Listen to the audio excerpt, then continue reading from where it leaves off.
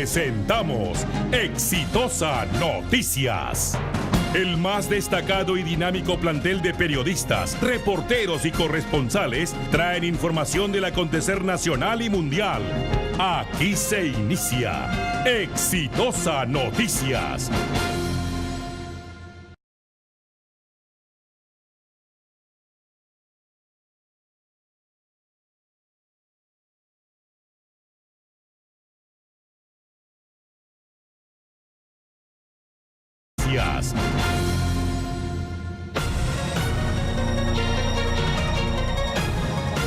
Hola, ¿qué tal amigos? ¿Cómo están? Muy buenas tardes, bienvenidos a Radio Exitosa 95.5 de la FM en Lima. Como siempre es un placer saludarlos, 12 del mediodía con 11 minutos. Mi nombre es José Rocha, un amigo de siempre. Vamos a estar las próximas 2 horas de programa juntos analizando lo que pasa en nuestro país, en toda la coyuntura noticiosa, y hay bastante que analizar.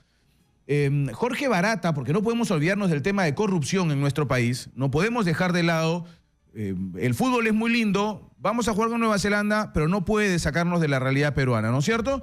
La llegada del Papa es un evento precioso, pero no puede sacarnos de la realidad peruana. No podemos distraernos, porque si no, nunca vamos a acabar con el tema de la corrupción. Jorge Barata había declarado ya hace algunos años, hoy recién se sabe mediante un video que ha emitido IDL Reporteros, qué es lo que dijo, por ejemplo, sobre las coimas entregadas con relación al tema de la línea del metro, ¿no es cierto? El tramo 1 y 2. Un billetón, millones de dólares. Primero 1.4, luego 6.7 millones. Una barbaridad.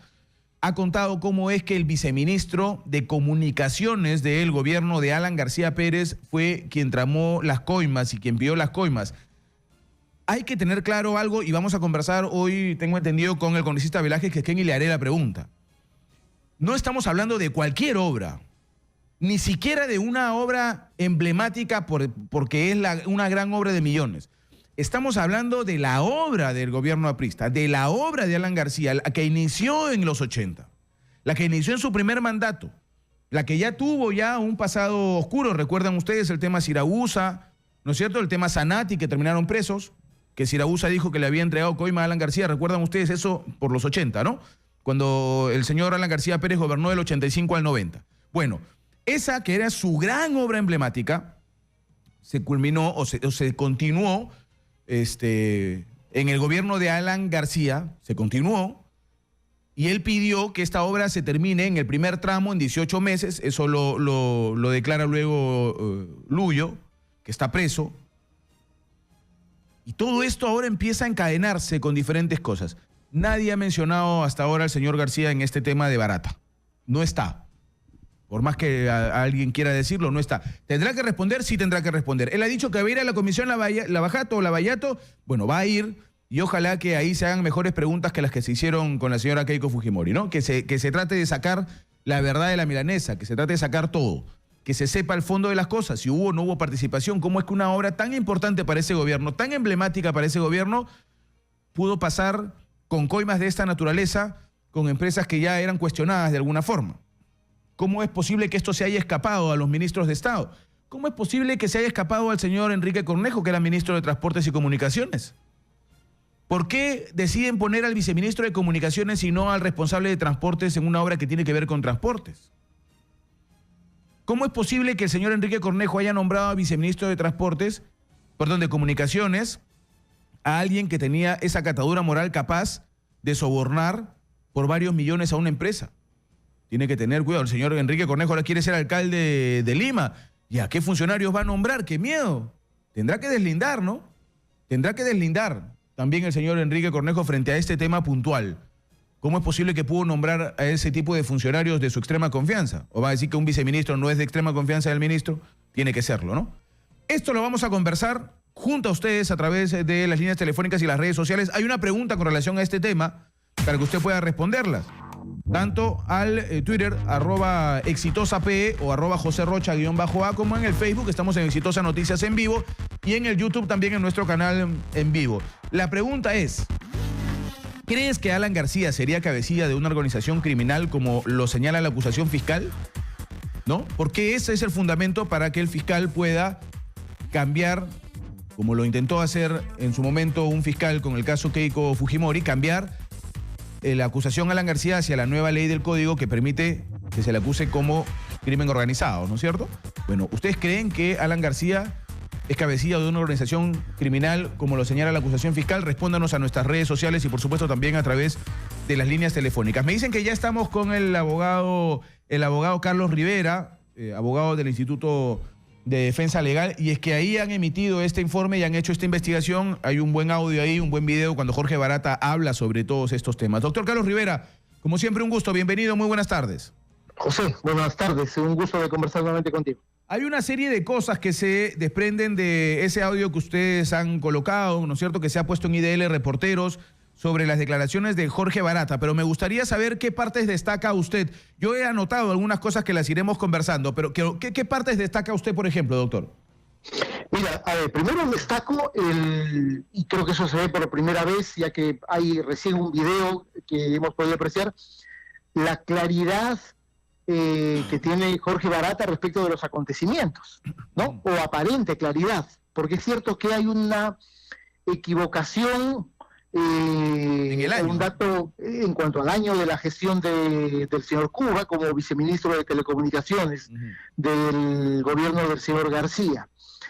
Destacamos eso como un dato en realidad un tanto contradictorio, porque de un lado vemos una notable claridad, diría yo, política de Jorge Barata respecto de los acontecimientos y de la secuencia histórica que los diferentes gobiernos de Perú han tenido, claridad respecto de la importancia de la obra del Metro de Lima, ¿no es cierto? Y del otro lado también nos llama la atención la facilidad con la que se entabló, según la versión de Barata, ese contacto con los funcionarios del Ministerio de Transporte y Comunicaciones para gestionar el inicio de la participación en el proceso de licitación de parte de Odebrecht en la participación de la línea del metro de Lima. Nos llama la atención en el sentido de que, tomando en cuenta el dato que da Barata en relación a que era una obra que en el primer gobierno había simbolizado la ineficacia del gobierno de García, y luego pasa a ser de nuevo una obra emblemática del segundo gobierno, y que eso haya estado determinado por funcionarios de segundo o de tercer nivel en ese ministerio, en cuanto a decidir quién iba a hacer la obra y en cuanto a establecer un poco los plazos y los tiempos, sin que haya ningún conocimiento de una autoridad de un nivel superior para fiscalizar o controlar, por lo menos políticamente, el manejo de ese proceso de licitación, que pasaba a ser probablemente en esos años el más importante proceso de licitación del que el Estado peruano había convocado. Eso nos llama un poco la atención, ¿no es cierto? Sobre eso no hay una reflexión de Barata, porque él aparentemente da datos muy concretos y muy específicos respecto de la intervención de diversos personajes, comenzando con el viceministro Cuba, Jorge y el Cuba. otro dato, Jorge Cuba, ¿no es cierto? Y el otro dato que también podría ser parte de una interpretación es, no solamente teniendo en cuenta lo dicho por Barata, sino lo que se conoce públicamente en cuanto a la magnífica relación y muy estrecha que tenía con el presidente de la República, cómo así la constructora, ¿no es cierto?, Odebrecht y los socios en este consorcio, a pesar de tener una cercanía y una proximidad, digamos, muy estrecha con el presidente de la República, no lo hayan advertido de que funcionarios de su gobierno, nada menos que un viceministro, estaban solicitando coimas millonarias para garantizar no solamente la participación, sino para garantizar que la empresa constructora Odebrecht gane el concurso y el proceso de licitación, ¿no? Esas cosas creo que llaman la atención y deberían ser parte de los temas más sustanciales en el curso de la investigación penal que se está desarrollando a cargo del fiscal Hamilton Castro. Ahora, hay un tema ahí para de repente hilar, yo ya no peco, dije, ¿no? Pero hay un tema ahí de repente para hilar, doctor Carlos Rivera, no sé qué piensa usted, con algunas declaraciones que en su momento dio Edwin Luyo, que formaba parte de este comité, que lo tenía muy bien coimeado el viceministro de Comunicaciones, y es cuando él dice, esta obra era una obra política, porque inclusive en su momento nos dieron orden del propio presidente de la República que se culmine en 18 meses este tramo, el primero, porque hasta ahí él iba a ser presidente, así es que tenía que culminarse en 18 meses y los únicos que aceptaron primero eso fueron los de Odebrecht. Nadie más quería hasta que después ya Odebrecht, una vez que Odebrecht acepta, ya otras empresas comenzaron a decir yo también, pero ya evidentemente todo estaba arreglado. Si es capaz de alguien de decidir las fechas, ¿es capaz de desconocer lo que pasa alrededor? Difícilmente, José, difícilmente. En realidad, si bien es cierto, acá las defensas de los investigados seguramente están yendo por el camino de la formalidad, ¿no es cierto?, en el sentido de que los procesos de licitación, de acuerdo a la ley de contrataciones, lo dirigen pues un comité especial, ¿no es cierto?, y se supone que ese comité especial es autónomo, independiente y está exento de todo tipo de influencia o de injerencia política. Creo que eso, digamos, es el inicio de la defensa, pero en realidad es indudable que las declaraciones del propio Barata dan cuenta de la importancia política de la obra, ¿no es cierto? Él habla de que la obra se vuelve emblemática en un doble sentido. En el primer gobierno era el emblema de la ineficacia, pero en el segundo gobierno es el emblema de la recuperación económica y de la transición que el mismo presidente había hecho en cuanto a sus dos gobiernos, ¿no?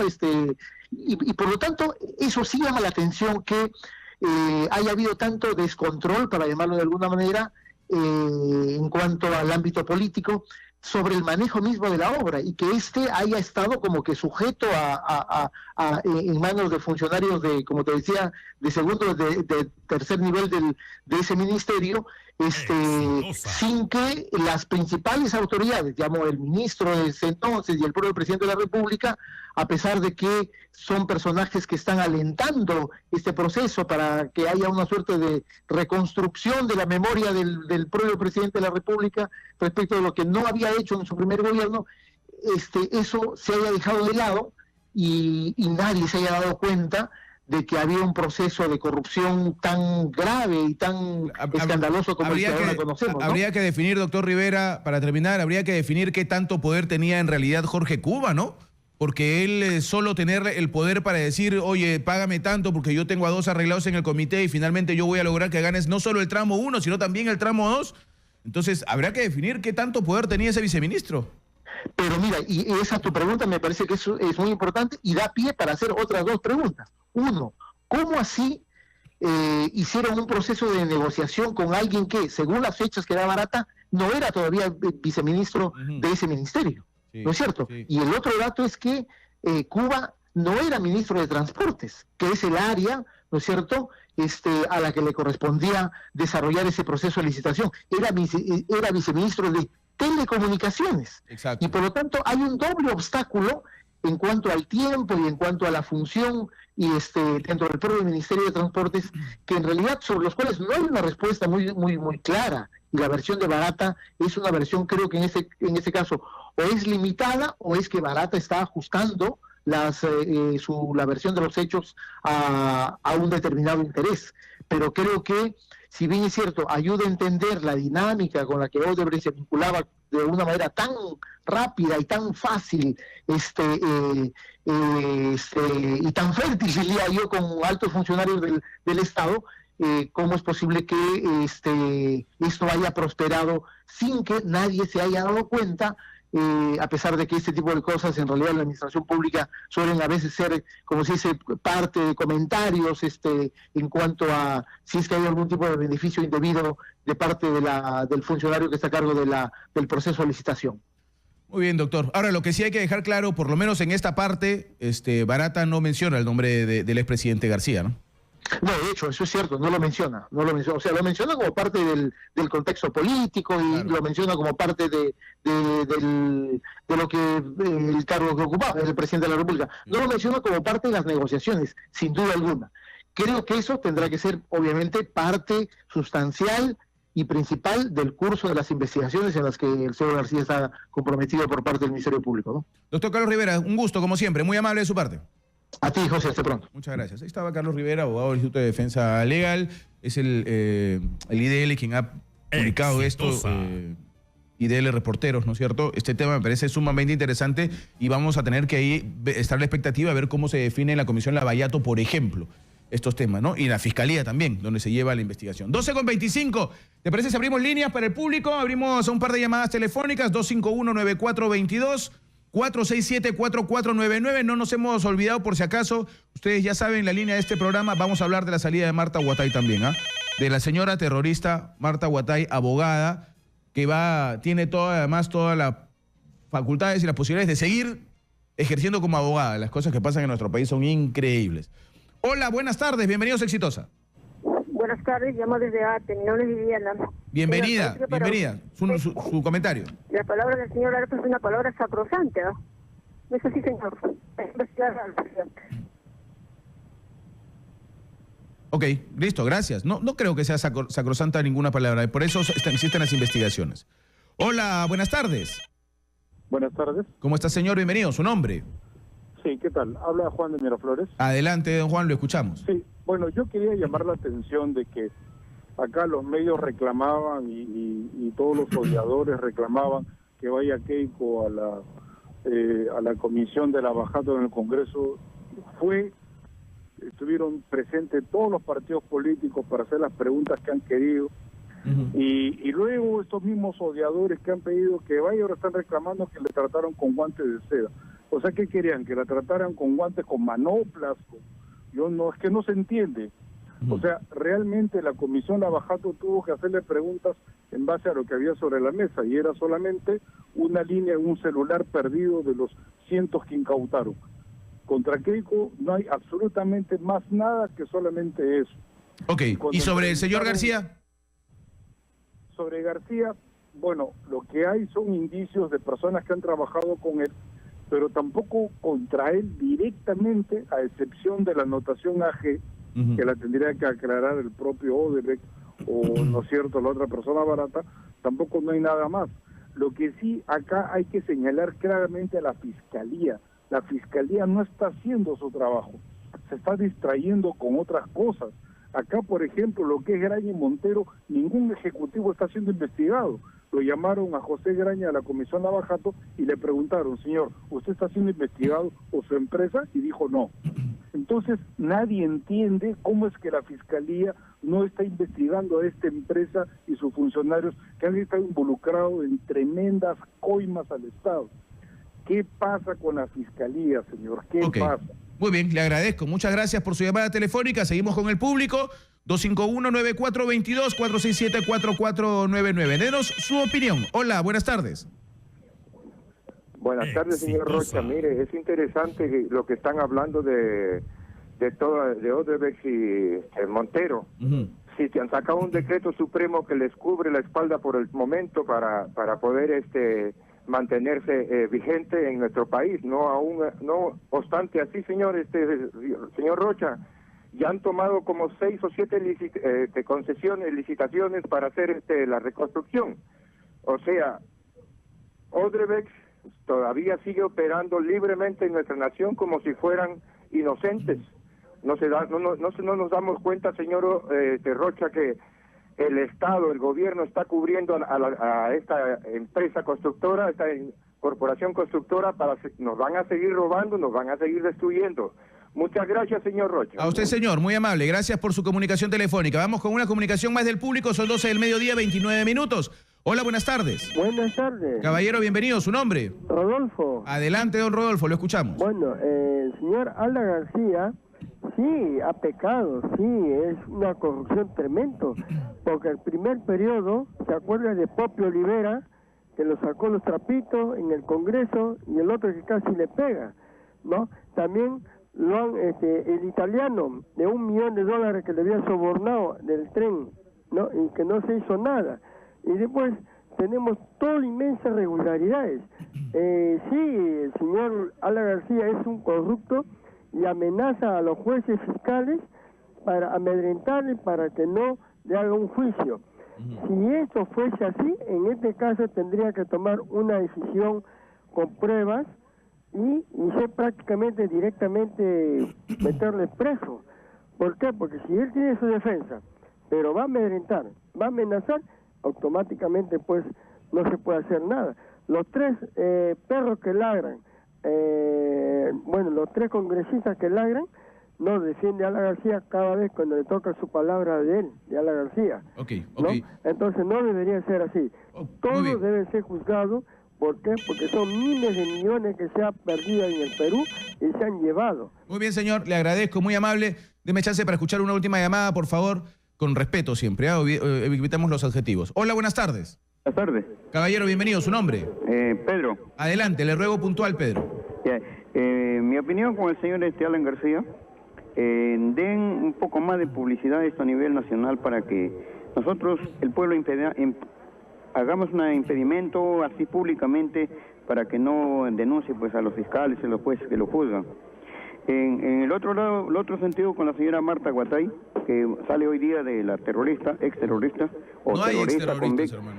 También las leyes prácticamente del Perú están a medias, porque nuestros congresistas pues no hacen una cosa de calidad, ¿no? Unas buenas leyes, porque ella no puede ejercer una profesión que sabe Dios a quién defienden. Los terroristas entre ellos se defienden, abogados que hacen ONG, que hacen como el Movadef, ellos mismos se defienden, ellos mismos hacen organizaciones y siguen, como dicen, que no se les puede enjuiciar porque tienen todas las prerrogativas para continuar en el país libremente y no se les puede juzgar. Ella no debe ejercer su profesión porque ella en realidad ha matado, con sus accionarios, han matado a pueblo peruano, a gente inocente y que se ha sangrado el Perú y ha sufrido, digamos, pérdidas enormes por esa maldita acción de los terroristas. Gracias. Ok, muy amable. Gracias por su comunicación telefónica. Voy al corte, 12 del mediodía con 32 minutos, 12:32. Corte, regresamos con más. No se muevan, que esto es Radio Exitosa. Ya venimos. Continuamos con Exitosa Noticias. 12 del mediodía con 37 minutos, 12:37. Vamos con información en vivo. Erika Rado, desde el Congreso de la República. A ver, hay cosas impresionantes. Escuchen bien lo que nos va a contar Erika Rado, porque ya está casi, en libertad Marta Guatay. Vamos a contarles luego quién es Marta Guatay. Eso que dijo el señor de exterroristas para mí no existe. El terrorista es terrorista y se queda con la cabeza así. Y después de 25 años, ¿qué creen que va a salir a hacer esta señora? Erika Rado, información en vivo. Adelante, Erika, te escuchamos.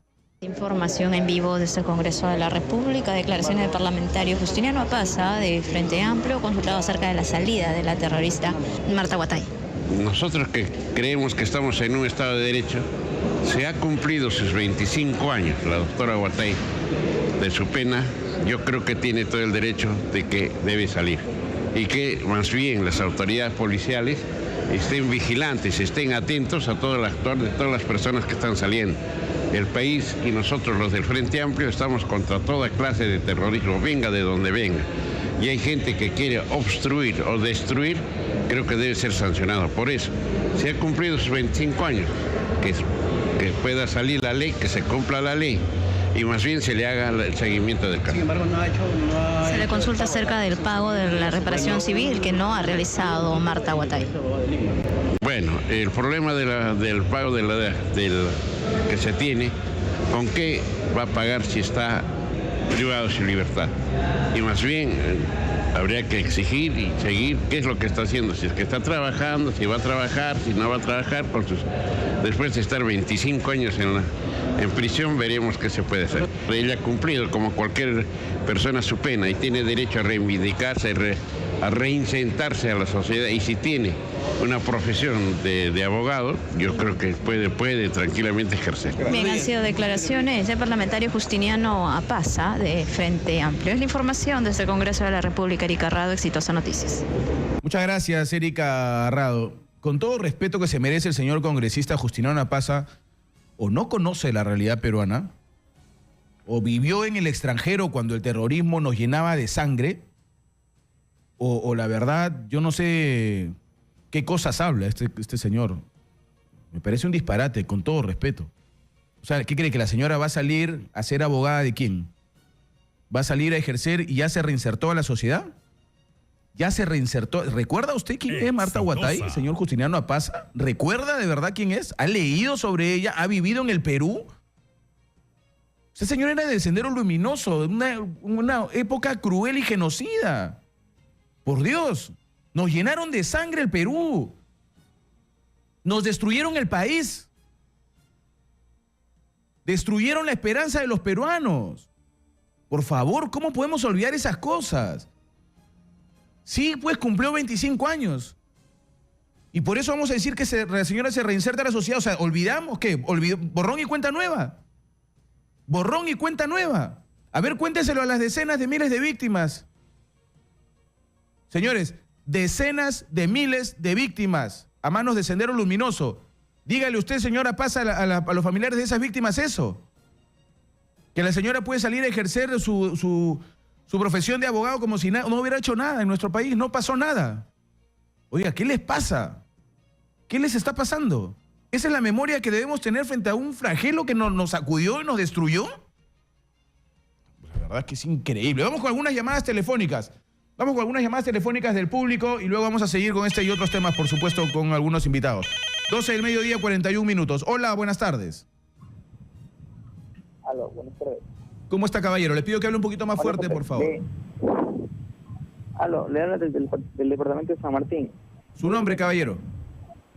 David Jara. Adelante, señor Jara, lo escuchamos.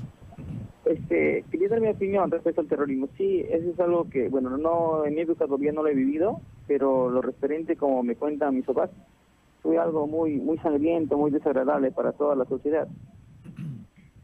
Sí, por supuesto. Pero también vale recalcar que el gobierno, todo lo que es corrupción también tiene que implicar al terrorismo. ¿Tiene que qué, perdón?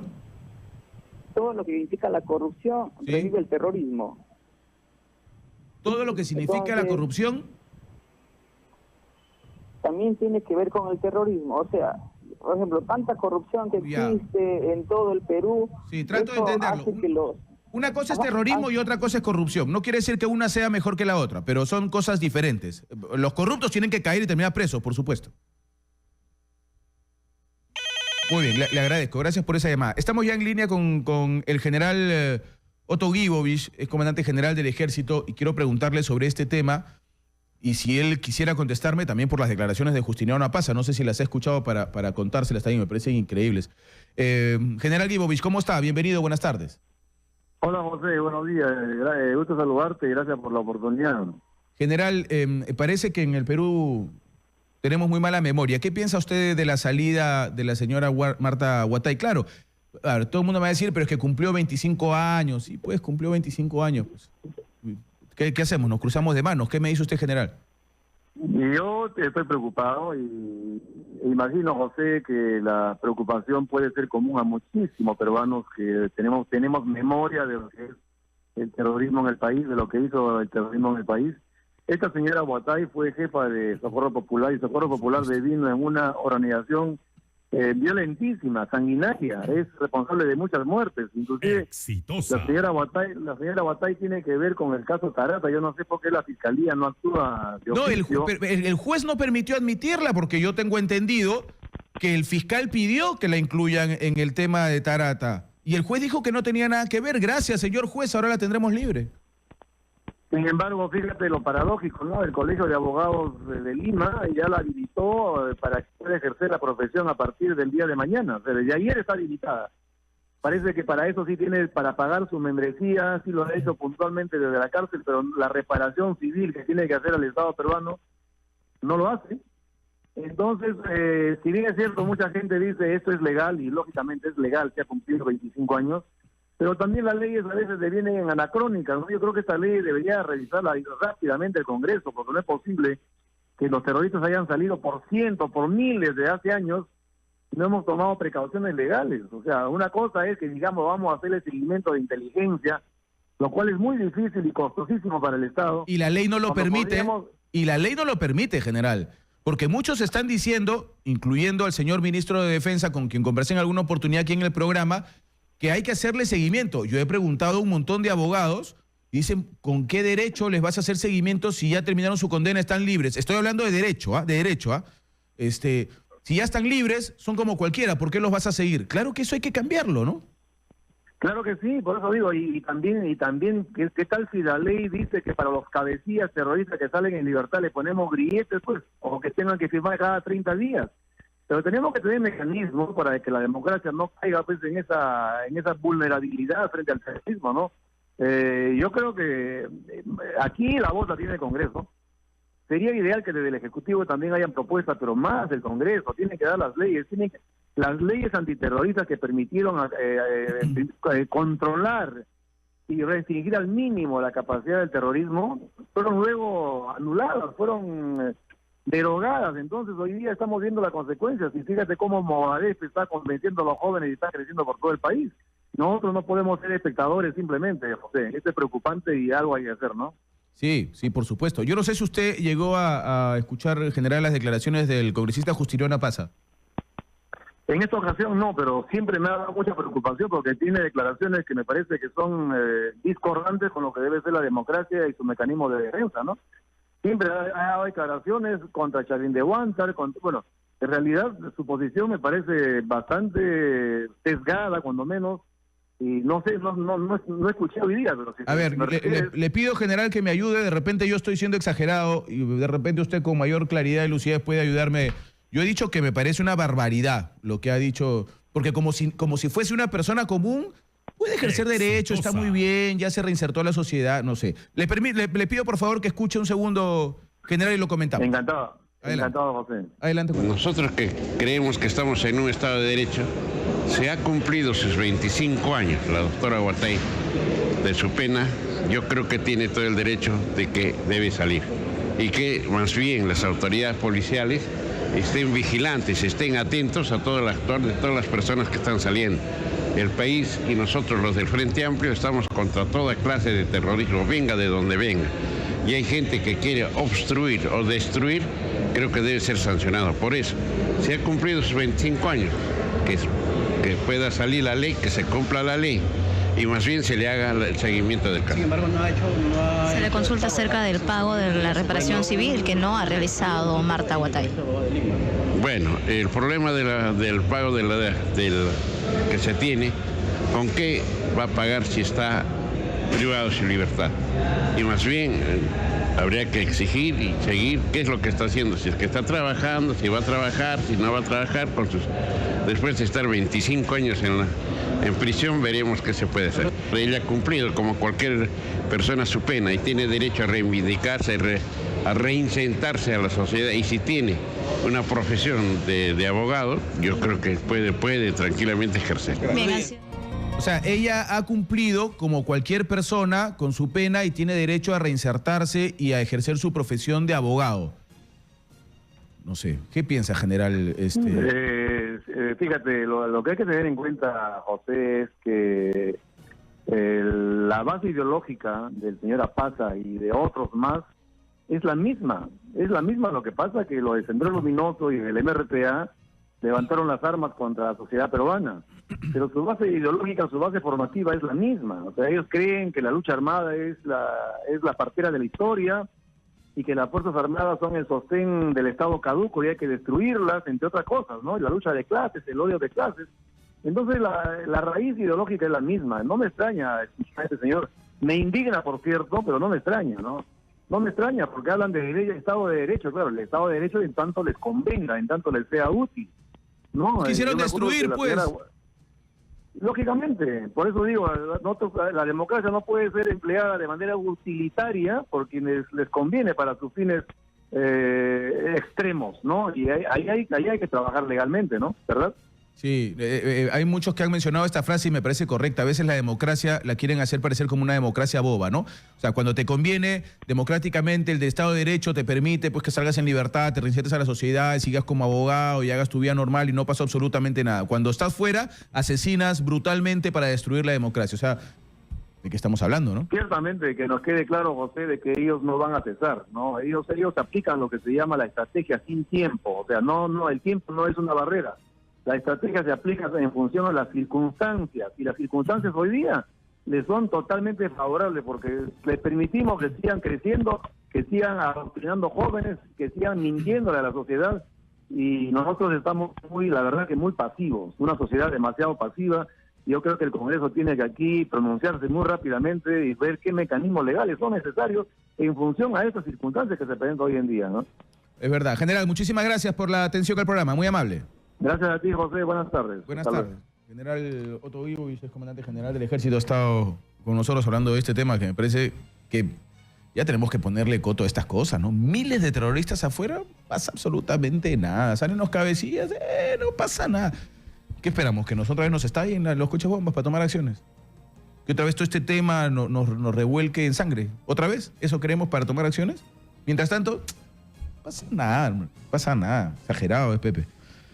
Muy bien. Estoy con el exministro de Salud, el doctor Óscar Ugarte, para conversar de un tema que me parece súper interesante y es estas decisiones, estas medidas que se están adoptando supuestamente para mejorar el sistema de salud. Entre ellas, nuevamente, porque se hace más seguido de lo que ustedes creen, nombrar en emergencia los hospitales, por ejemplo, ¿no? 18 hospitales. Doctor, ¿cómo está? Gusto saludarlo.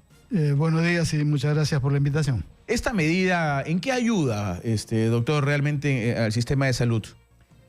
A ver, cuando se declara en emergencia un servicio, o varios servicios o zonas territoriales, como fue frente al fenómeno del Niño, por ejemplo, costero, obviamente hay un objetivo que lograr y para eso se declara en emergencia. Se considera que hay situaciones extraordinarias que tienen que resolverse. Aquí no está claro para qué, porque no ha sido dicho, ¿no? Y además, como se puede recordar, en el mes de octubre, justo hace un año, en el año 2016, con la anterior gestión ministerial, también se declaró en emergencia los mismos hospitales de Lima. Sí, claro. No se tiene un balance de qué pasó, qué mejoró, cuánto fue la inversión que se hizo. ¿Ahí se supo para qué fue?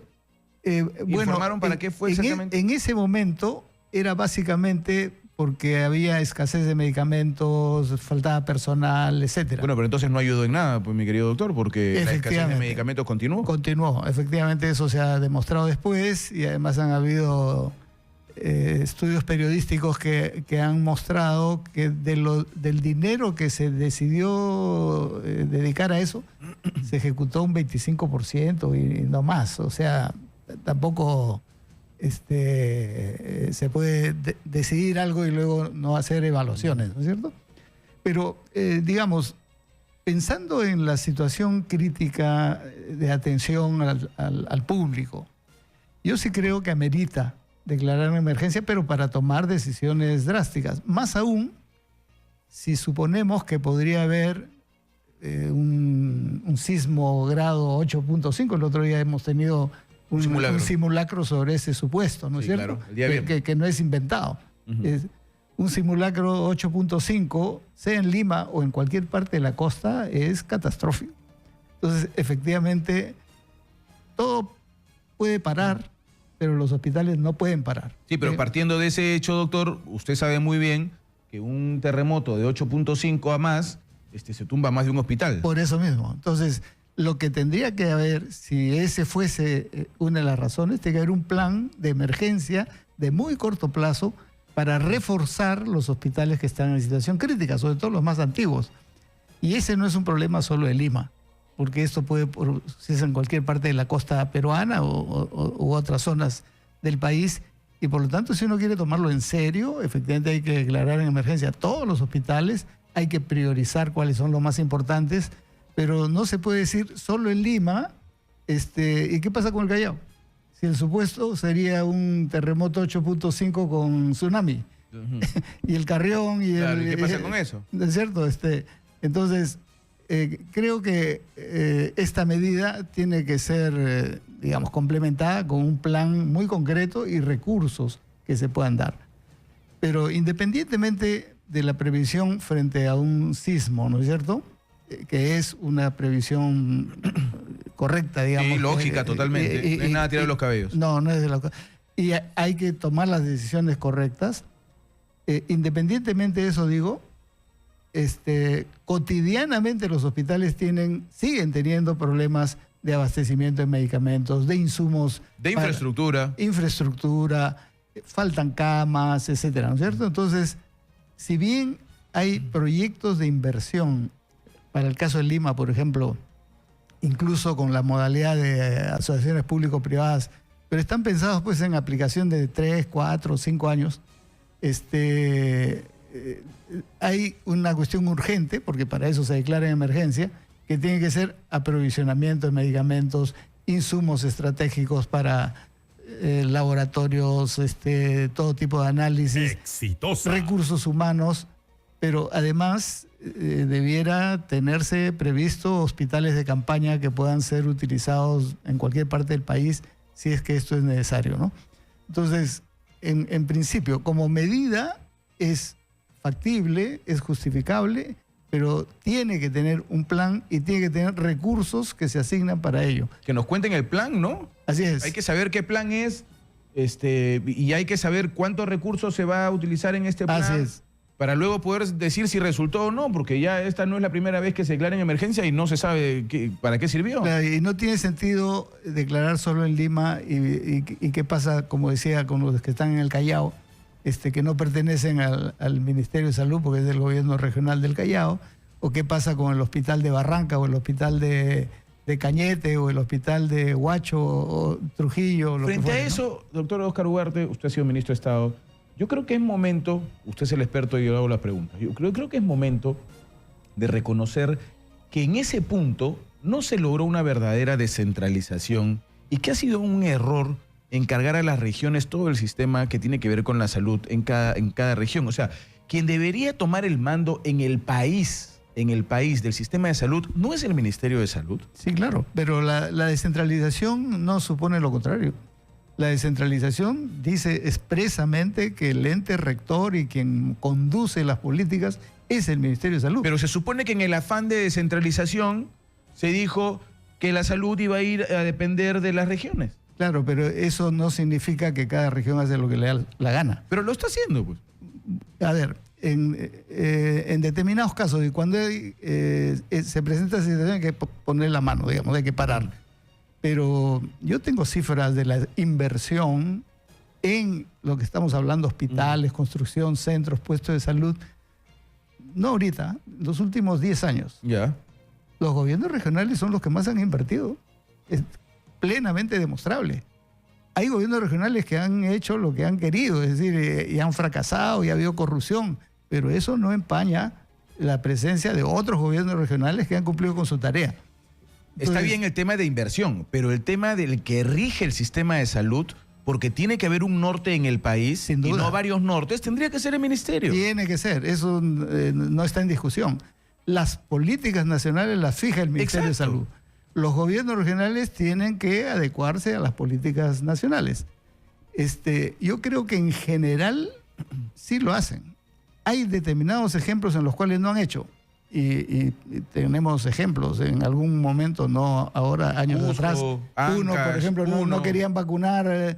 Bueno, ahí se intervino, había que actuar, etcétera, ¿no es cierto? Pero yo creo que hay que hacer ajustes en la descentralización, es cierto, pero creo que la mayoría de gobiernos regionales han cumplido en lo que se refiere a inversión y cumplimiento de tareas que se les encarga.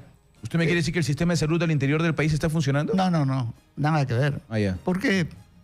Uno, porque si aquí en Lima faltan recursos, en las regiones faltan mucho más. Entonces, no nos vamos a engañar con eso, ¿no es cierto? Y hay que, por eso en esta lógica de plantear una situación de emergencia, hay que decir, ¿para qué? Y aquí están los recursos. Y hay que destinar los recursos que sean necesarios para ello. Y sobre eso ser vigilante, supervisar, hacer que efectivamente los gobiernos regionales cumplan lo que tienen que cumplir. Yo creo que en ese sentido no puede haber discusión, ¿no? Eso estamos sumamente claros. Pero aparte de esto, yo quisiera tocar, porque se han mencionado 6 puntos en el discurso de la señora primera ministra, y le deseo la mejor de las suertes y ojalá se puedan cumplir, porque nadie se va a oponer a ellos. Por ejemplo, se menciona este tema de intercambio prestacional. ¿Eso qué quiere decir? que el Ministerio de Salud puede enviar a un servicio en salud que tenga capacidad para atender y salud lo atiende a un paciente que sea del ministerio y el ministerio le paga. Exacto. O viceversa. Claro. O con las sanidades de las Fuerzas Armadas. Policía Nacional. Bueno, para eso hay una norma, hay el decreto legislativo 1160 que se aprobó en diciembre del año 2013 y define cómo hacerlo. Las limitaciones para ello, ¿cuáles han sido? Han sido dos, básicamente. Uno, que esos servicios también están saturados. O sea que salud también tiene una demanda excesiva o las sanidades, ¿no es cierto? Entonces, si todos están saturados, es muy difícil hacer el intercambio prestacional.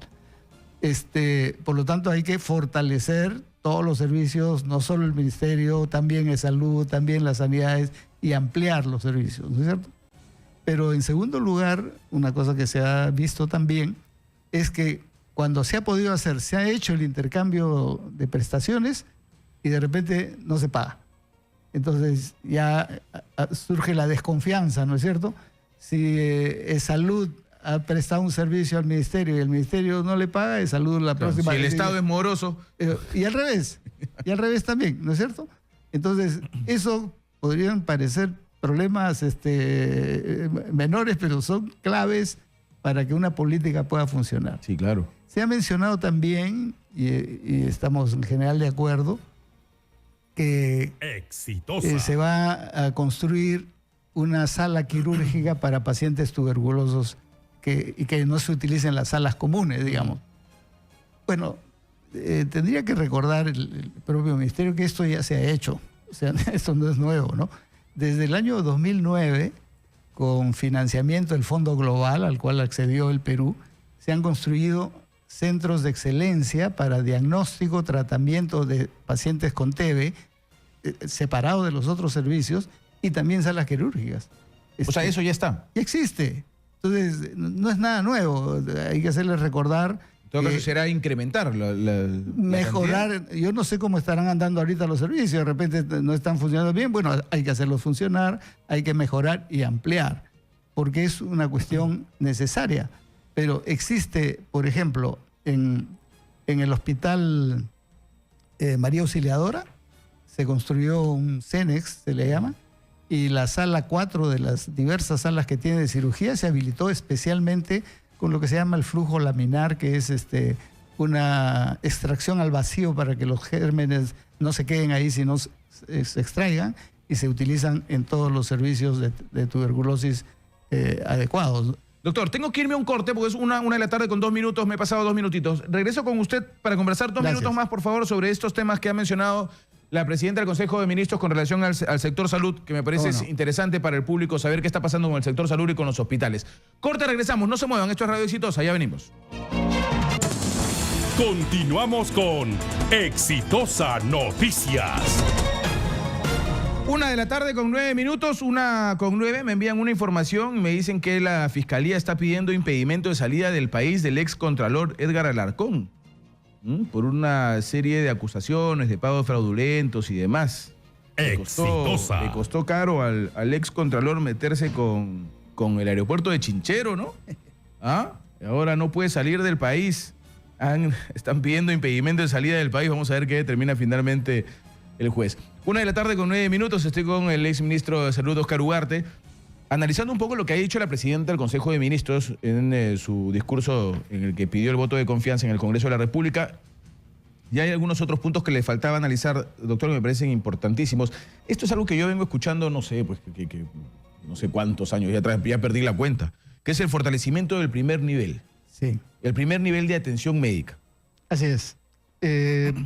Todos estamos de acuerdo, y si uno revisa los planes de gobierno de los diferentes partidos va a encontrar que todos dicen lo mismo, porque es cierto que el 80% de las consultas ambulatorias que van todos los días a los hospitales no necesitan ir a los hospitales. Podrían atenderse en el primer nivel, en el centro de salud, en el puesto de salud, si es que tuvieran personal, tuvieran los servicios de análisis, es decir, si estuviesen fortalecidos. 80%. Los hospitales estarían muy desahogados y podrían atender muchísimo mejor a los que sí requieren ir a los hospitales. Entonces, la lógica, y esto no es nuevo, digamos, porque además ya lo hacen en otros países, es fortalecer ese primer nivel, que es el que está más cerca de la gente, digamos, ¿no? ¿Y cómo se fortalece? Uno, priorizando que la inversión en infraestructura y equipamiento se haga en el primer nivel. O sea, no solo hospitales, pues, porque si hacemos solo hospitales, claro, la gente va a seguir... Seguimos en lo mismo. Seguimos en lo mismo. Entonces, ahora, no es que no se haya venido haciendo, hay bastante construcción que se ha hecho, por ejemplo, con el programa Par Salud en años anteriores, hasta el 2011, se construyeron a nivel nacional, digamos, como 600 establecimientos. En el último periodo, en la época de la ministra Midori Javich, se aprobó el decreto legislativo 1166, que favorece lo que se llama la articulación del primer nivel, porque ahí es donde es más efectivo que los establecimientos del Ministerio de Salud, con lo de salud, con lo de las sanidades, con lo de las municipalidades, se articulen y en su conjunto resuelvan la demanda de un distrito o de una provincia, ¿no es cierto? Eso, por ejemplo, hasta el momento no se ha implementado porque se ha atracado el reglamento, digamos. Qué raro. Lo que es un, Qué raro. es un problema que es de gestión, ¿no es cierto? Pero esa es una buena iniciativa y además se definió la construcción de lo que se llaman establecimientos estratégicos. Y son 747 establecimientos. ¿Qué son los establecimientos estratégicos? Son justamente establecimientos del primer nivel. ¿Postas médicas? Son centros de salud con buena capacidad resolutiva y hospitales, digamos, de mediana complejidad. Ok. Esa suma son los estratégicos porque justamente está en esta lógica. A eso se le dio recursos el año 2014, 2015 y luego se ha venido al suelo porque se recortó en el 16 y el 17 el presupuesto. Esperemos... ¿Con qué concepto? O sea, no entiendo. El sistema de salud no puede ser recortado. Se supone que para el próximo año tenemos un incremento importante de presupuesto. Efectivamente, eso digo. Esperemos que con este incremento se priorice esa inversión. Si es que lo vemos así, totalmente de acuerdo, ¿no? Y hay un punto más, doctor, antes que el tiempo nos gane, que parece sencillo, pero para el que va de verdad a atenderse es súper importante. Porque, por ejemplo, si en algún momento usted estuvo seguro y se hizo alguna atención en el seguro, pero ya después no la tiene y tiene que atenderse en un hospital del Ministerio de Salud, le dicen, vaya usted allá, pida su historia para ver qué es lo que tiene y todos los análisis. O sea, cuando hoy el sistema nos permite estar interconectados, si yo puedo comunicarme con China en 30 segundos, ¿por qué entre los hospitales no pueden tener ningún tipo de información? O sea, esta propuesta de caminar a un sistema informático unificado de todo el sistema de salud, público y privado, no tiene por qué ser, por supuesto, no tiene por qué ser solo público, está tecnológicamente a la mano. Ahí hay que hacer la inversión, que no es muy grande. Por ejemplo, hay que, desde el punto de vista tecnológico, hay que desarrollar la historia clínica electrónica para que sea una sola historia y efectivamente a la cual se pueda tener acceso desde cualquiera de los sectores. Claro, yo autorizo, ¿saben qué, señores de Almenara? Por favor, quiero que le pasen mi historia por un sistema a la clínica. Claro, no, pero más que eso, porque ya existe una ley sobre historia clínica electrónica donde el propietario no es el hospital. Es el paciente. Exactamente, es el ciudadano o ciudadana. Y con su DNI basta, se identifica, él autoriza y tiene que fluir. Sí, claro. Entonces, yo creo que si eso se lograse, retomando experiencias anteriores, pequeños avances que se han hecho, yo creo que sería una buena medida y en buena hora que se hagan. Ojalá todo esto se dé por el bien de los pacientes que bien golpeados están en nuestro país y encima con todas las huelgas médicas que hay, peor todavía. Doctor Oscar Ugarte, muchas gracias, muy amable. Muchas gracias por la invitación. Gracias por haber estado con nosotros. A ver, señores, 1:15. Tenemos una pregunta en las redes sociales, en el Twitter, en el Facebook y por supuesto vamos a escuchar hoy a Fiorelita Cruz, que nos va a decir qué dicen los cibernautas de Exitosa. Fiore, ¿cómo estás? Adelante. ¿Cómo está, señor José Rocha? A los tiempos. A los tiempos, Fiorelita. ¿Qué tal? Gusto de verte. Igualmente. De mostaza. Sí, de mostaza. La pregunta exitosa de esta tarde es la siguiente. ¿Crees que Alan García sería cabecilla de una organización criminal como la acusación fiscal? Tenemos 110 comentarios de nuestros usuarios de Facebook. Vamos a leer primero las respuestas de Facebook y luego nos vamos a Twitter. Jonel Ángel Toledo dice, ya está socio de los brasileños, difícil que caiga. Él se encargó de tener al país lleno de corrupción por todos lados, incluso hasta en el Poder Judicial, dice nuestro amigo Jonel. Esto va más allá de cobrar coimas. Él ya cobra comisiones a los que delinquen a escalas mayores en todas las entidades. Por su parte, Jaime Mendoza dice, todo el pueblo peruano sabemos que este Alibaba es un corrupto ladrón y cabecilla de todo lo malo. ¿Por qué crees que mandó a desaparecer el frontón? Se pregunta. Él es jefe de una banda de criminales, de ladrones, de corruptos, asesinos. ¿Así lo dudan? Se pregunta Jaime. Bueno, vamos con el comentario, la respuesta, en este caso de Víctor Arotuma Manchego. Dice, estamos de acuerdo con el fiscal. Este mentiroso, le dicen al señor Alan García, sinvergüenza, es el rey de la impunidad. Este mafioso corrupto ha pervertido los poderes del Estado. Aris Barreto dice, por supuesto, él sabía de todo, del comando Rodrigo Franco, sabía de la matanza de los penales y en el segundo gobierno, la masacre del Baguazo, no olvidar, dice Aris Barreto. Y la corrupción con Odebrecht es la cruz que lo va a llevar siempre. Vamos rápidamente a Twitter porque también nuestros usuarios han respondido a la pregunta de Exitosa. Vamos a recordar, ¿crees que Alan García sería cabecilla de una organización criminal como señala la acusación fiscal? Y bueno, aquí nuestro usuario, Marlene-Per, dice, claro, si casi todos los altos funcionarios roban o reciben su tajada y es una organización criminal. Por su parte, Frida Castillo dice, ¿alguien lo duda? Ella se pregunta, ahora debe de tener testaferros bien amenazados porque ninguno tocó el dinero. ¿Qué pasa con las autoridades? Dice Frida. Antonio dice, sí lo creo, es más que estoy convencido de ello, dice, pero para la comisión LAI del Congreso no pasa nada, se hacen los tercios. Ojo con Enrique Cornejo también. Comentarios entonces, señor José Rocha, de nuestros usuarios de las redes sociales, tanto de Facebook como de Twitter. Muy bien, Fiorelita, muchas gracias. Gracias por estar al tanto con nuestros cibernautas. A ver, ¿recuerdan ustedes? Se le rindió homenaje en su momento, se dio la información de Raúl Sánchez Torres, bombero, joven bombero, falleció mientras sofocaba el incendio ocurrido en el Agustino. Tenía 2 años con el uniforme de los bomberos, hacía denodados esfuerzos. Y todos en ese momento nos unimos y nos hermanamos, ¿no es cierto? Decimos, un hombre rojo, caramba, valiente, entrega la vida. Entonces, que las investigaciones se den, que pase. Pero la verdad es que a veces la justicia, los peruanos y todos, por la misma coyuntura, nos olvidamos de estos casos y creo que eso no debe ocurrir. Está la señora Cielo Chandubí, mamá de Raúl, y está también Jackie de la Cruz, para que nos cuenten un poco cómo está la situación de ambos, ¿no es cierto? De Alonso Salas y de Raúl Sánchez. ¿Cómo están? Bienvenidas. Un gusto saludarlas a las dos. Buenas tardes. ¿Cómo están la situación de las investigaciones? ¿Cómo ha ido progresando este tema? ¿Es que todos nos olvidamos del caso? ¿Qué pasó? Bueno, en primer lugar agradecer por permitirnos. Es la primera vez, va a ser justamente el día miércoles, 1 año, y es la primera vez que estamos saliendo. En este caso yo soy la madre de Alonso Salas. De Alonso, sí. ¿Y cómo está la situación del caso de Alonso? ¿Qué se sabe a 1 año de sucedidos los hechos? Lamentablemente, absolutamente nada. Nosotros, después de que acabó el año 2016,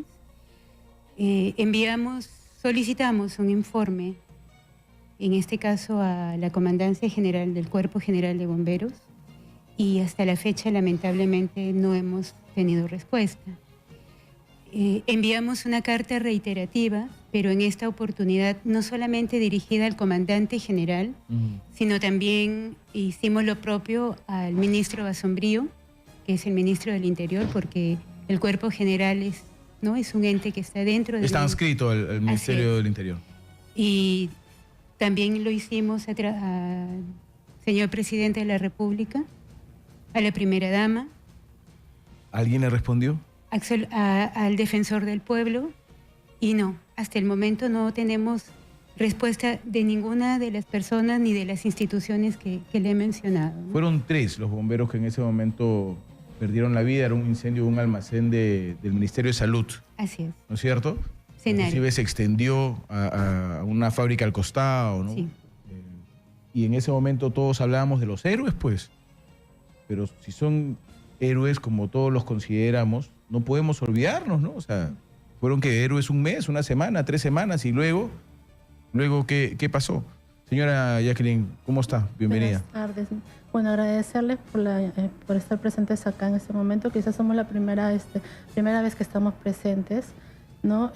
Más que todo buscando respuestas, ¿no? Respuestas a tantas preguntas como familia que tenemos. ¿Qué pasó con nuestros familiares? Exitosa. Ya casi a un año de su partida y no tenemos ninguna respuesta. En algún momento incluso, recuerdo mucho, se habló hasta de negligencia, ¿no? Por una orden que se les dio de ingresar a donde no debían haber ingresado. Lo que causó habría sido esto lo que causó de repente la muerte de estos 3 valientes bomberos. ¿Algo de eso ha tenido alguna respuesta? Ninguna. Hasta el momento, ninguna respuesta. Como le dice la señora Cielo, hemos estado mandando documentos a diferentes entidades para poder tener respuesta y ninguna respuesta hemos tenido, ¿no? Yo soy efectiva de la compañía Roma 2, también soy bombera. ¿Usted también es bombera de Roma 2? Y por eso creo que también debería tener directamente la respuesta, creo, por ser efectiva de la compañía, pero hasta ahora ninguna respuesta. Ninguna respuesta de lo que pasaron con nuestros familiares. Qué increíble, ¿no?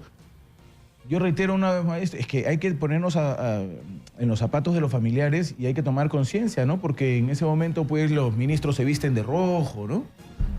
Salen a las cámaras, que sí, nuestros valientes héroes, por ahí les rinden un homenaje y ya, se pasó. Y ahí nos olvidamos de todo y ahí dejamos, o sea, son 3 seres humanos, ¿ah? Son 3 seres humanos que han arriesgado la vida. Por lo menos que las familiares tienen derecho a saber qué pasó ahí. O sea, no basta con ese tema. La situación en que fueron encontrados, la verdad, fue terrible. Yo me imagino que esto ha causado todo un trauma para la familia. Y tienen que tener algún reconocimiento real. Si usted me permite, en todo este tiempo, que ya prácticamente ya es un año, al nosotros no tener ninguna información de parte de la institución que esperábamos y que seguimos esperando, cada familia por su parte ha tenido la posibilidad de conversar con compañeros de su misma estación de bomberos. Hemos tenido la posibilidad de investigar, averiguar con personas calificadas a nivel bomberil y lamentablemente más son las negligencias que lo que hacen que se reitere que definitivamente las cosas no se hicieron nada bien. Y de alguna manera nosotros pensamos que por eso no hay respuestas, ¿no? Porque no quieren que se aclare realmente el tema. Así es. O sea, algo están escondiendo. Definitivamente. En primer lugar, quizás no está bien que lo diga, pero está muy mal interpretado esa frase de espíritu de cuerpo, ¿no? Yo creo que en la vida primero es ser honesto con uno mismo, ¿no? Si uno es consciente de que algo no está bien, que no es correcto, que no es lo adecuado, pues debo tener el valor de expresarlo, de manifestarlo. Sí, pero no simplemente decir que no, es mal llamado espíritu de cuerpo y decir, bueno, yo me quedo callado. Claro, oculten todo. Así es. No es justo para los familiares tampoco. Lo que ocurrió ahí tiene que saberse y tiene que saberse con claridad. Señora Jackie, usted además es bombero y de la misma unidad. De la misma unidad. Ya, sí. ¿Y usted ha podido enterarse cuál fue exactamente la orden que les dieron? ¿Qué pasó en ese momento con este tiempo que ha pasado? ¿Usted ha podido indagar al respecto también? Hay poca información, hay pocos efectivos que quieren hablar sobre ese tema. Siendo efectiva debería tener esas facilidades, pero no la tuve porque hay muchos efectivos que tratan de olvidar, tratan de dejarlo ahí nomás. Entonces, es por eso que nosotros queremos saber qué realmente pasó ese día, ¿no? Qué realmente pasó, como usted mismo dice, son bomberos, exacto, pero no dejan de ser padre, no se dejan de ser esposo, no dejan de ser un hijo. Entonces, aparte de ser bomberos, son personas, ¿no? Y creo que a memoria de ellos se necesita saber la verdad, qué sucedió con ellos, ¿no? No simplemente decir, ya pasó, son héroes. Está bien, son héroes, sí, pero no nos olvidemos que son seres humanos y que realmente la vocación de servir al prójimo estuvo primero para ellos. Entonces, a la memoria de eso, yo les invoco a que podamos averiguar, ¿no? Quisiéramos nosotros como familiares tener una respuesta realmente a lo que sucedió, ¿no? Ustedes van a tener mañana un evento, van a hacer una conferencia. Así es. ¿A qué hora va a ser? ¿Quiere usted anunciarla? ¿A qué hora va a ser? ¿Dónde va a ser? El día de mañana a las 2 de la tarde se ha convocado una conferencia de prensa. Si no tengo al detalle la dirección exacta, es en Miraflores, en la calle Enrique Palacios. Ok. Sí, ya, está bien, porque hay que salir al frente y decir las cosas como son. Sí. Hay que decir las cosas como son. Porque es bien bacán, y con todo respeto se los digo, es bien bacán salir al frente y decir, héroes, no, nuestros héroes de rojo, caramba, entregaron la vida. No. A ver, ¿eso va a calmar el dolor de los familiares? Si luego de un año nadie los quiere atender, todos quedan callados, todos quedan mudos. ¿De quién depende el Cuerpo General de Bomberos? ¿Dónde está el general del Cuerpo General de Bomberos? La cabeza del Cuerpo General de Bomberos. ¿Por qué no exige una respuesta frente a lo que pasó? ¿Por qué no hay una investigación clara sobre lo que pasó? ¿Qué pasa con el ministro del Interior? ¿Tampoco le importa este caso? El Cuerpo General de Bomberos está adscrito al ministerio. ¿Qué pasa ahí? O sea, ¿nadie les va a responder? ¿Nadie responde a la familia de los héroes? ¿Se les dijo héroes y ahí quedó? O sea, así no es, ¿ah? La verdad que no me parece justo que esté ocurriendo con los familiares un hecho de esta naturaleza.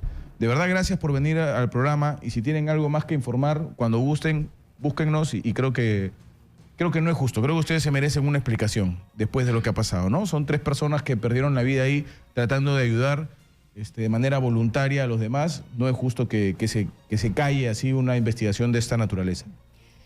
Creo que lo más importante para terminar es, una vez más, pedirle al señor presidente de la República y al señor ministro del Interior, Carlos Basombrío, que por favor, a nombre de las 3 familias, necesitamos ese informe.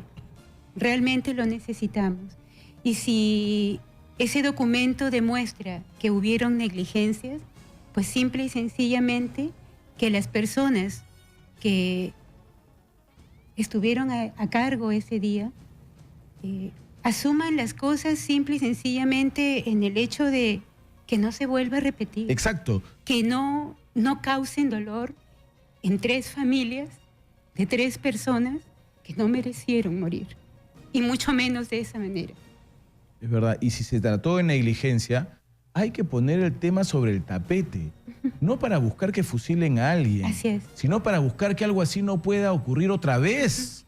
Por el amor de Dios, la vida de estas personas está dependiendo de alguien que tal vez ni siquiera tiene claro que cometió una negligencia de tamaño de gravedad.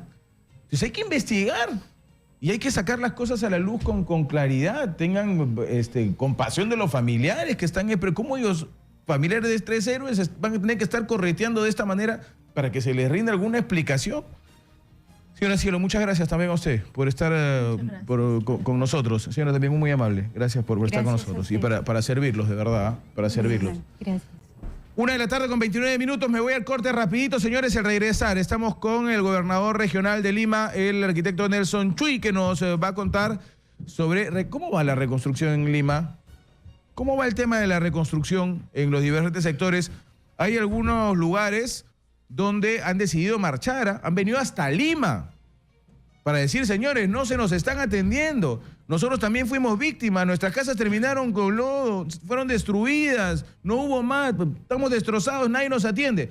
Bueno, eso se lo preguntaremos al gobernador regional al regresar del corte. 1:30, ya venimos. No se muevan, esto es Radio Exitosa.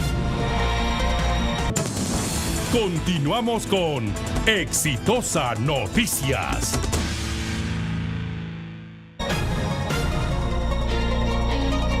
señores, continuamos con el programa. 1 de la tarde con 35 minutos, 1:35. El tema de la reconstrucción con cambios es un tema que se tiene que dar. Se ha formado toda una comisión especial encabezada por el señor Pablo de la Flor, porque la idea es que no se tome como un caso normal. El gobierno pidió una norma específica para la reconstrucción con cambios, y esta fue aprobada en el Congreso de la República. Le dijeron, señores, hagan ustedes lo que tengan que hacer, pero aceleren el paso ya. Aceleren el paso ya. Nosotros hemos conversado el otro día con el ministro de Vivienda, Carlos Brus, y él nos decía, vamos a empezar ya el tema de las viviendas con el ejército. Ingeniería del ejército nos va a permitir empezar de una vez con el tema de las viviendas. Ojalá podamos comunicarnos para mañana. Voy a intentar para ver si mañana nos podemos comunicar con Carlos Brus, el ministro de Vivienda, a ver cómo va el tema de la reconstrucción y de las viviendas, porque él aquí nos declaró y nos dijo, no, sí, ya estamos nosotros avanzando con el ejército, ya están con el presupuesto, ya empezamos con las viviendas. Me pareció estupendo, pero ya a ver cuándo, pues no, cuándo están las primeras piedras, las primeras casas. Y la región Lima no ha sido ajeno a eso. Han tenido que venir pobladores de diversas zonas de la región Lima, hasta acá, hasta el centro de Lima, hasta la Plaza de Armas, hasta la Plaza San Martín a reclamar. Porque no se ha movido un ladrillo en diversas zonas. Estamos con el arquitecto Nelson Chuy, que es gobernador regional de Lima, y que nos diga él cómo se está avanzando, qué es lo que está pasando. Bienvenido, un placer que esté en el programa. Gracias por la oportunidad. Efectivamente, como tú mencionas, nosotros como gobierno regional hicimos, y los alcaldes presentamos nuestras fichas, de acuerdo a lo que dice justamente la norma.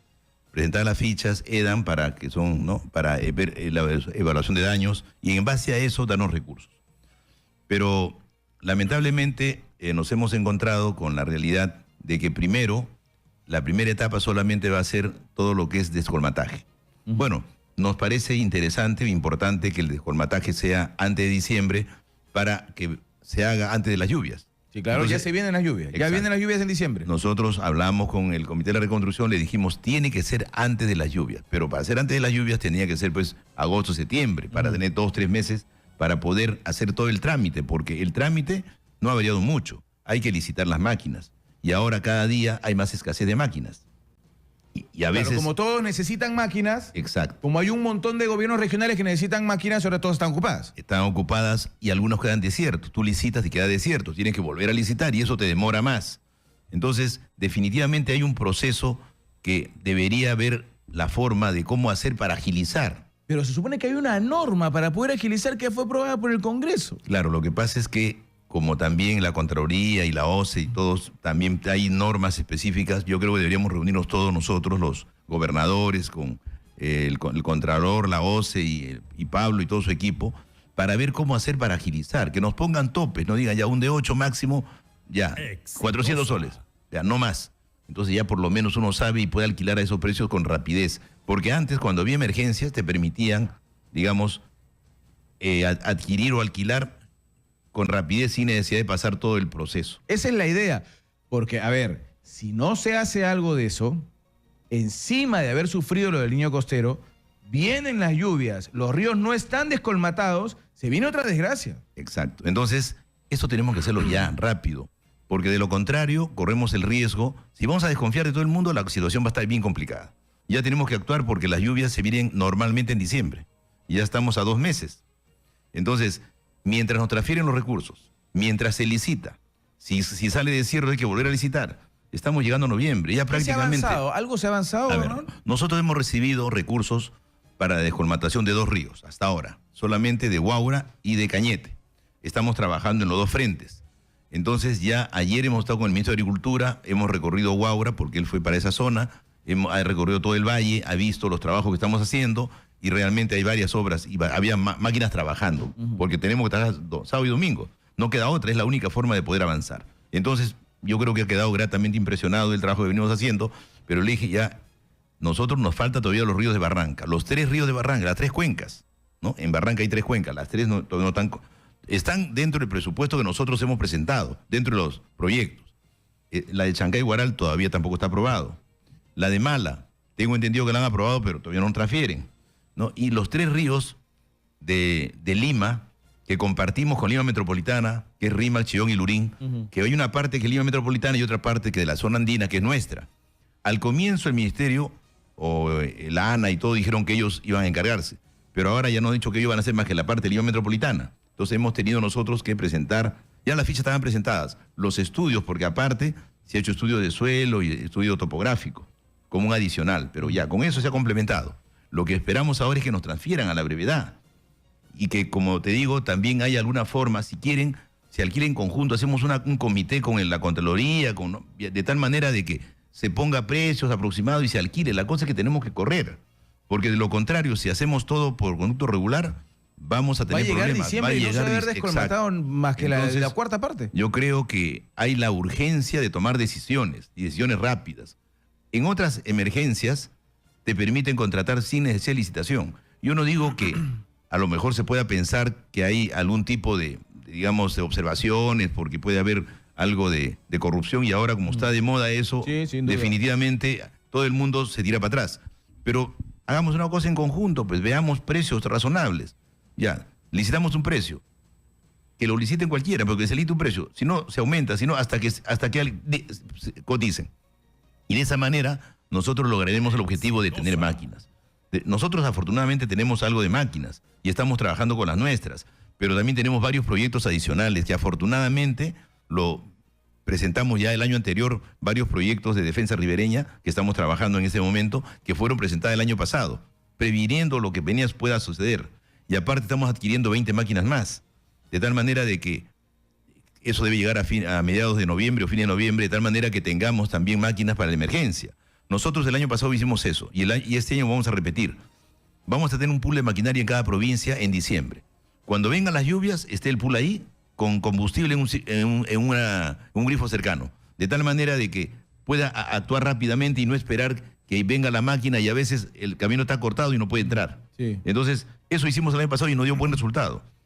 Bueno, sí, somos... Pero ese es... Ese ya después de... Eso es claro. Ese después de... Claro. Eso no es prevenir, pues eso es reaccionar. Es reaccionar. Tenemos que empezar a prevenir, si ya sabemos lo que viene. Bueno, es una prevención también porque estamos preveniendo de que si sucede ya estamos ahí. Bueno, pero definitivamente lo que tú dices, en la reconstrucción tenemos que agilizar. Yo creo que es la única forma. Ya ayer hemos estado con la incluso congresista, presidenta de la Comisión de Agricultura, hemos estado en todo el valle, hemos recorrido toda la mañana y hasta parte de la tarde, y bueno, y han visto el trabajo. Tenemos que actuar ya, y para eso necesitamos rapidez. Y tenemos que, bueno, ver de alguna manera de agilizar los procesos, de lo contrario nos va a ganar el tiempo. Ya nos ganó, prácticamente. Sí, ya nos está ganando el tiempo. Nos está ganando el tiempo, y creo que es momento de decir al señor Pablo de la Flor, póngase mosca, ¿no?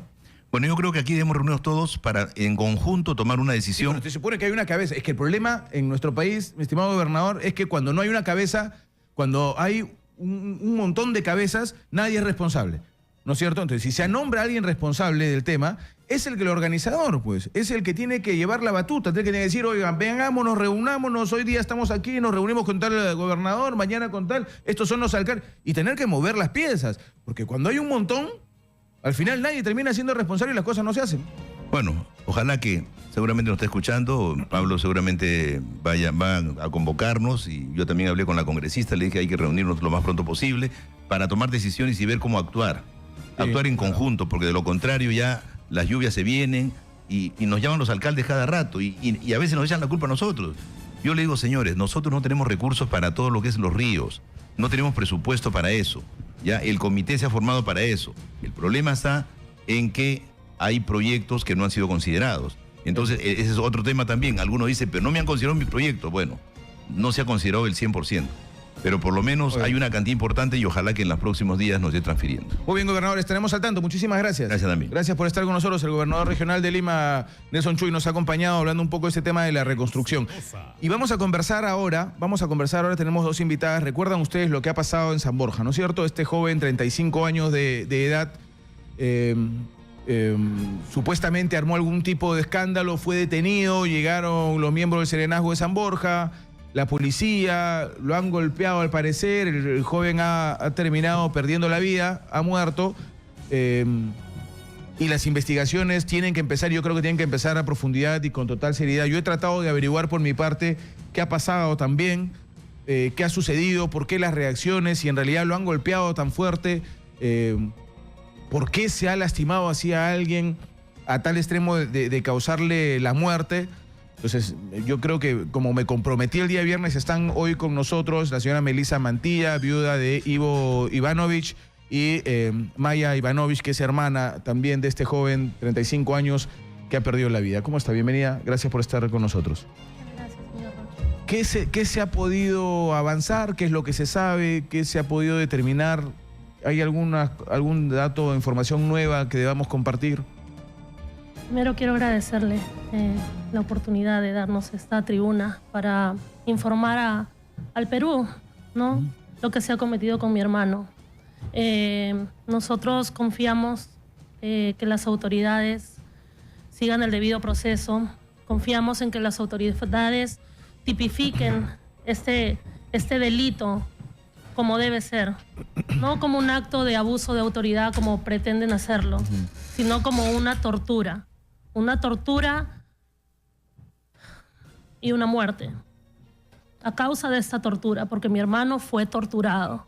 Y nosotros vamos a luchar hasta el final, a pedir justicia por mi hermano. ¿Cómo recaban ustedes esa información? Está también con nosotros el señor Marco Antonio Falla. Bienvenido, muchas gracias. Gracias por acompañarnos. Recuerden ustedes que fue el primer caso, ¿no es cierto? El caso de Gerson Falla, que pasó una situación también espantosa, similar, por el cual hay policías que fueron detenidos.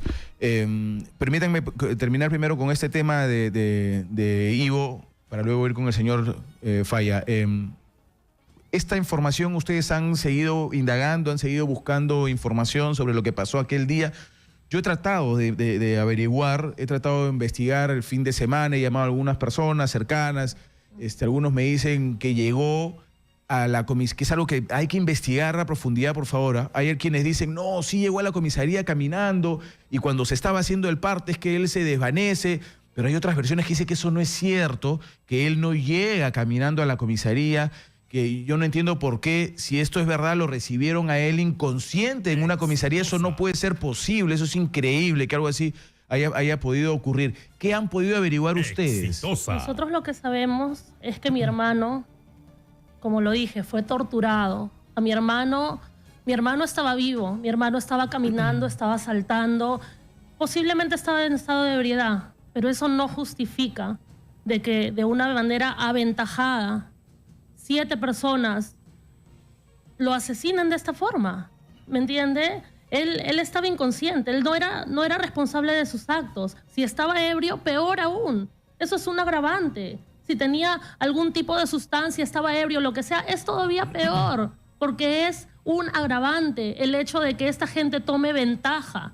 Esto ha sido a mansalva, esto ha sido en un grupo, esto ha sido una tortura, porque si él ya estaba reducido, como lo muestran los videos, estaba con las marrocas, estaba con los pies, con el masking tape, viene un tipo, le pone algo en la boca, mi hermano pierde el conocimiento, empieza a botar espuma por la boca. ¿Eso se lo han narrado los testigos? Eso lo han narrado los testigos y están en este momento dando sus declaraciones. Y yo pido a las autoridades, pido prisión preventiva para todas estas personas, todos los que estuvieron ese día, directa o indirectamente, viendo cómo mataban a mi hermano. Aquí la Municipalidad de San Borja no ha mencionado nada, el Ministerio del Interior no ha hecho ningún comunicado, no nos han informado, no les interesa. Es como que murió un perro, es como que no pasó nada ahí. Se tiran la toalla, el serenazgo, la policía. ¿Cómo es posible que salgan a decir que mi hermano entró caminando a una comisaría y se desvaneció? ¿Cómo pueden ser tan descarados? Porque esa es la palabra. ¿Acaso no tienen hijos? ¿No tienen hijas? ¿Nietos? ¿Familia? ¿Cómo es posible que hagan esto con la gente? ¿Cómo es posible que en un país donde se debe de respetar el Estado de Derecho, la democracia, hagan esto? Señora Melissa, usted me imagino también ha recurrido a algunas personas. Yo imagino que las amistades de Ivo deben haberle contado también algunas cosas. ¿Qué es lo que usted puede informarnos al respecto? Sí, buenas tardes. Los videos fueron enviados por un amigo nuestro por donde vivimos, ¿no? Del barrio. Y efectivamente se muestra, está de más decirlo, ¿no? Están las pruebas, el video, que ha sido torturado, ¿no? Inclusive Ivo en un momento está cantando, ¿no? Está eufórico, no sé, está cantando, está eufórico y de pronto se queda callado. Mudo. Cuando lo suban a la tabla ya está mudo. Ya está Peor, mudo. Entonces escuchando que mi hermano pide auxilio. Pide auxilio, ahí ya está inconsciente. Los vecinos, hay 2 personas que han declarado que lo han visto que ya subió inconsciente. Lo subieron a una camioneta inconsciente. Inconsciente, ya. Ahí ¿Quién lo traslada? Porque es otra cosa que también hay que investigar de fondo, ¿no es cierto? ¿Quiénes actúan? ¿Quiénes lo golpean? ¿Y quiénes lo... ¿Había policías ese rato ahí? ¿Habían policías? Habían policías. 3 policías. Porque en un policías uniformados. En un patrullero de serenazgo siempre tiene que haber un policía. Y el policía estaba mirando cómo mataban a mi hermano. Y estaba participando también en el hecho.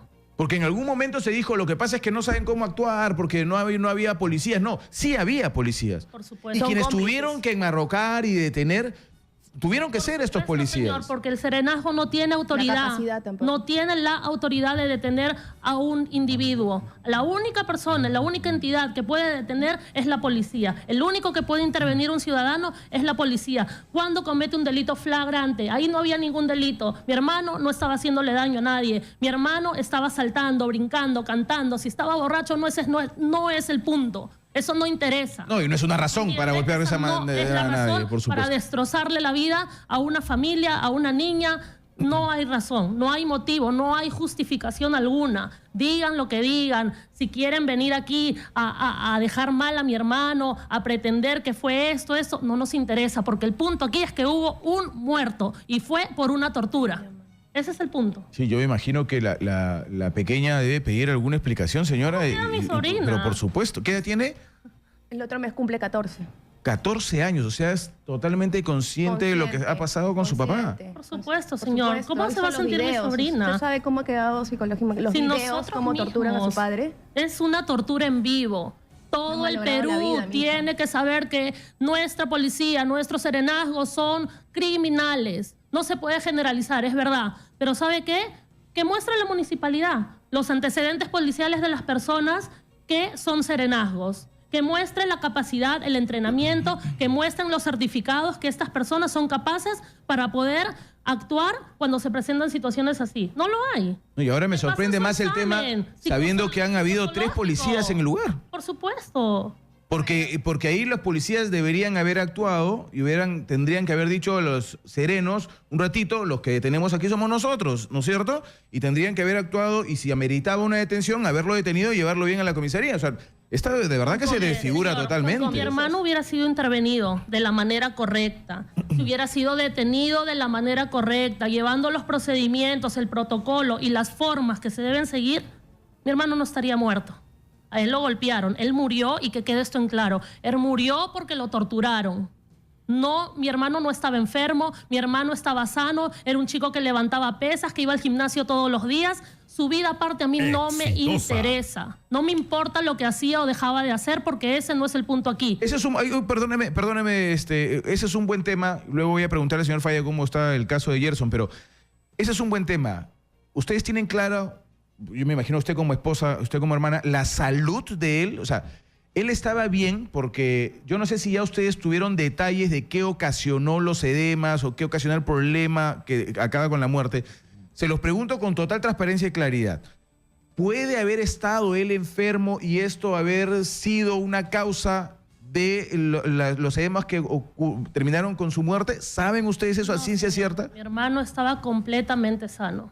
Completamente sano. Y esta información, el protocolo de la necropsia va a avalar. Exacto, eso lo va a decir, sin duda. Lo único, y es por eso que yo quiero que el Perú sepa, nosotros no estamos quietos, no estamos esperando lo que va a pasar, no es así. Nosotros estamos siguiendo los procedimientos de la manera correcta, esperando que las autoridades sigan el proceso, sigan sus investigaciones. No estamos dando declaraciones de cosas que no son ciertas porque estamos guiándonos en los videos, en la necropsia y en información que es veraz. Eso es todo. No estamos dando opiniones como salen autoridades en la televisión diciendo, no, él llegó y se sentó y se desvaneció. Mi hermano lo llevaron atado con la cinta masking tape en las piernas, enmarrocado. Le habían echado una sustancia en la boca que no sabemos lo que es. ¿Quién le echa esa sustancia en la boca? Le quemaron los testículos a mi hermano, entiendan, fue una tortura. ¿Con qué le quemaron los testículos a su hermano? Pues eso lo va a determinar la necropsia. Eso lo determinarán las cámaras de seguridad. Y por cierto, quiero también hacer un hincapié en ese detalle. Esperamos que la municipalidad no venga con la novedad de que sus cámaras estaban en mantenimiento. Porque eso... ¿Han pedido ya, han hecho la solicitud? Yo estamos dejándolo a las autoridades para que sería interesante cargo. Que el abogado pida ese tema puntualmente.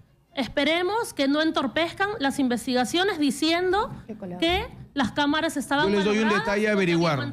Les doy un detalle a averiguar por lo que he podido yo investigar. Sería bueno que averigüen cuánto tiempo pasó desde lo ocurrido con su hermano en esa calle hasta que llegó a la comisaría. Exacto. Porque a mí me han contado que ha transcurrido un tiempo Exacto. que no tenía por qué haber transcurrido. Aproximadamente 40 minutos. ¿Por qué? ¿Por qué? La comisaría está a la vuelta. ¿40 minutos? La comisaría está a la vuelta, a 5 minutos. ¿A dónde llevaron a mi hermano a torturarlo? Eso es importante que averigüen. Eso es importante que averigüen. Señor Falla, bienvenido. Gracias por estar con nosotros. Le ruego en el micro, por favor, redirigirse al micro. ¿Cómo está el caso de Gerson? ¿En qué acabó el caso de Gerson? Cuéntele a la gente porque es importante no olvidar ese tema también.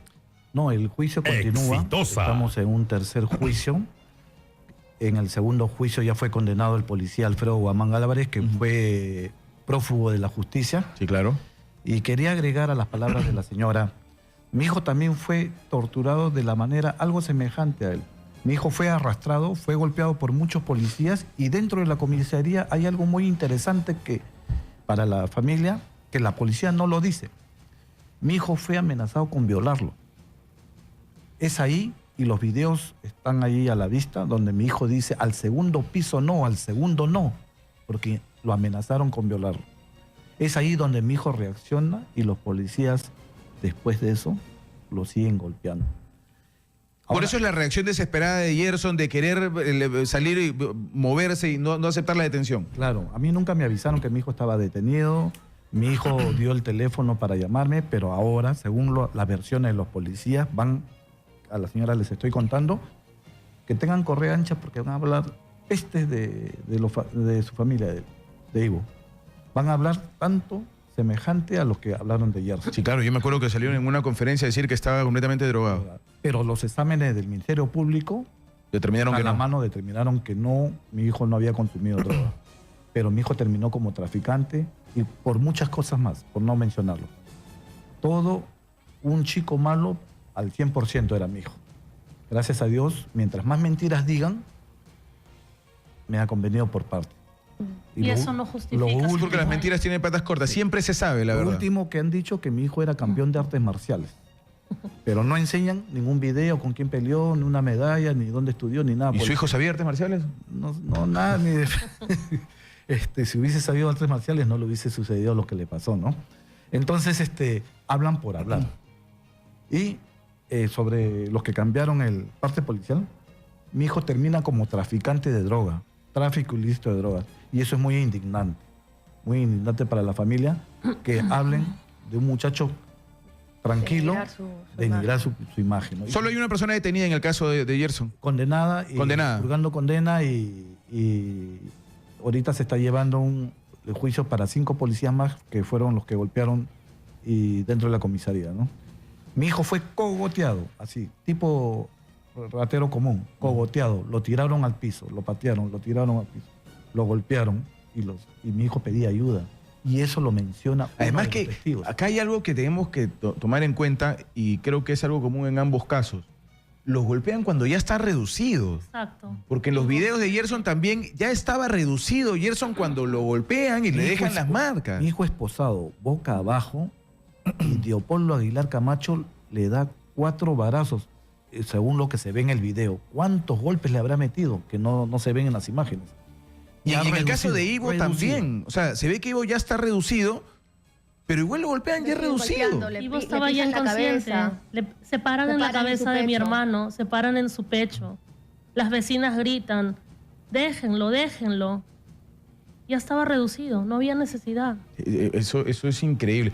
En algún momento yo pensé que no habían policías en la escena, pero ustedes me dicen que habían 3 policías y eso hace el caso más increíble todavía, porque el policía se supone está preparado para hacer una detención si es que hay que hacerla y cuidar la integridad, porque para eso es la policía, para cuidar la integridad. O sea, ellos no están preparados para asesinar a alguien que ya está reducido, no están preparados están preparados para cuidar la integridad, por más que sea un detenido. Además, Ivo no estaba armado. Ivo no tenía nada. Lo único que estaba haciendo era cantar. Estaba cantando. Eso era todo porque estaba demostrando, exteriorizando su euforia. Eso fue todo el delito que cometió mi hermano y la falta grave que él cometió para que lo maten. Estaba gritando, estaba cantando.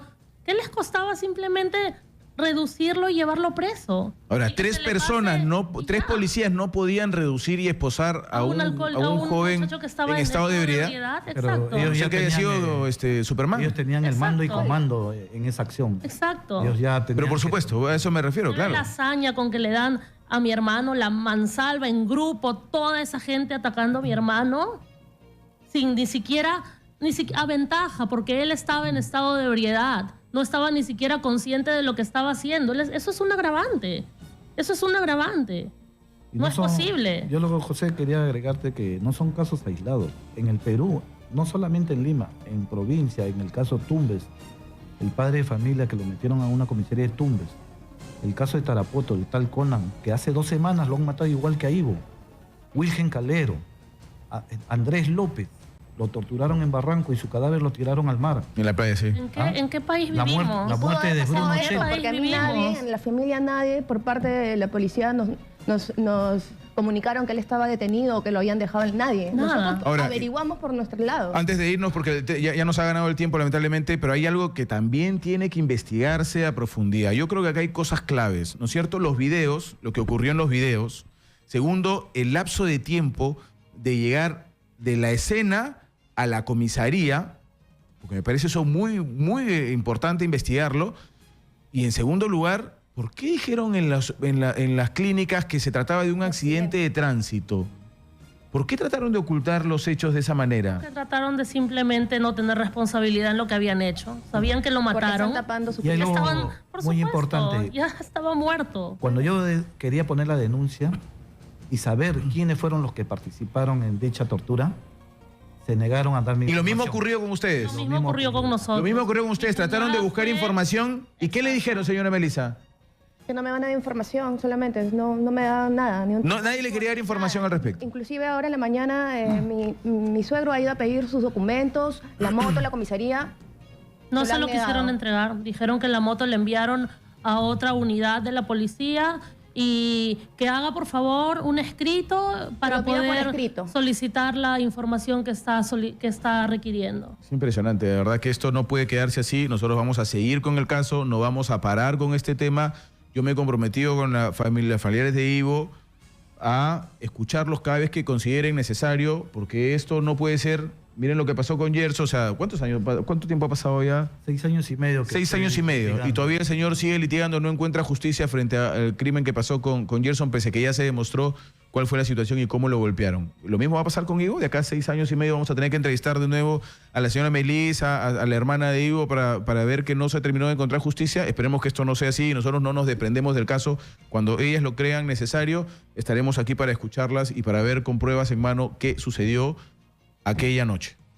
No se puede permitir que esto siga ocurriendo. O sea, la policía no está para asesinar, está para cuidar a la sociedad.